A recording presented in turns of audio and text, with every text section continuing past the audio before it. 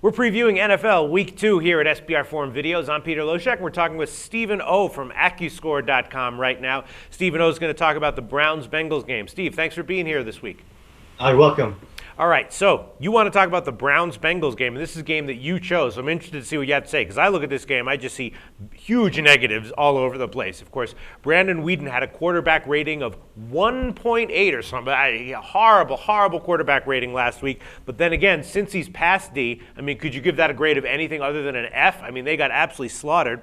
Then Trent Richardson, he was looking awful in the opener. The Browns are going to be without Joe Hayden. I mean, I just see negatives all over the place. So what's your angle in this game? Well, I agree with you, the negatives on Cleveland. I don't actually agree with you with Cincinnati. I know the final score was bad, and I know Joe Flacco was great. I'm a huge Ravens fan. I'm the biggest Ravens fan in the world. And I saw that game in Cincinnati had me nervous because before the game got out of hand, first of all, what Baltimore did offensively, Cleveland can't do. Mm-hmm. It's just not possible. So let's remove that from the equation. Cleveland's not going to score 40 points. They're not going to score 20 points against Cincinnati. What I saw from Cincinnati's offense, the one that scored 13 points and dominated time of possession for almost 40 minutes of the game, was a team that, when it was a running down, third, fourth down, short yardage downs, Ben Jarvis Green Ellis just moved that pile 5 yards every time.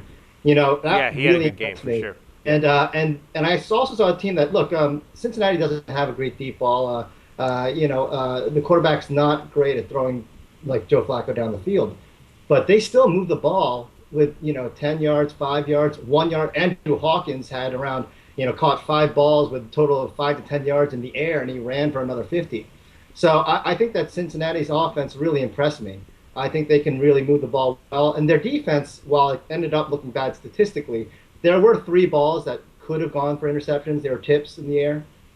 So I don't think that they were as bad as it may have looked. Accuscore, our simulations have a 61% chance of Cincinnati covering the 7-point spread. There's also a 3% chance of a push. So based on that math, there's only around a 36% chance of actually losing the bet if you're betting Cincinnati. No, and Accuscore did have a good week in the AFC last week. We are 4-1 against the spread and 4-2 on totals. Awesome. Yeah, no, I mean, it makes sense. I guess I just look at, like, as bad as Cleveland played last week, they still almost beat Philly. So I'm just wondering if maybe they're just, giving them 7 points might be a bit much. But you make a great argument. Yeah, it's probably. Well, I think with people were saying Cleveland looked better because they came close, and St. Louis looked better against Detroit because they came close. Right. I have a different point of view.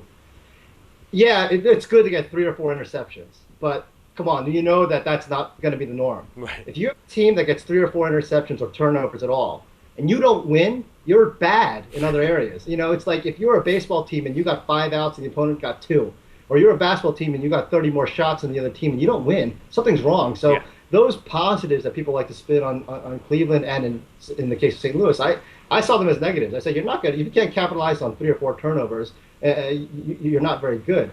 And, last year, we all know from Cincinnati's record, 9-0 against non-playoff teams. They won by an average of over 8.8 points a game, I think. They scored over nearly 26 points a game. So I think that what we know about Cincinnati is this team is not a top 12 team.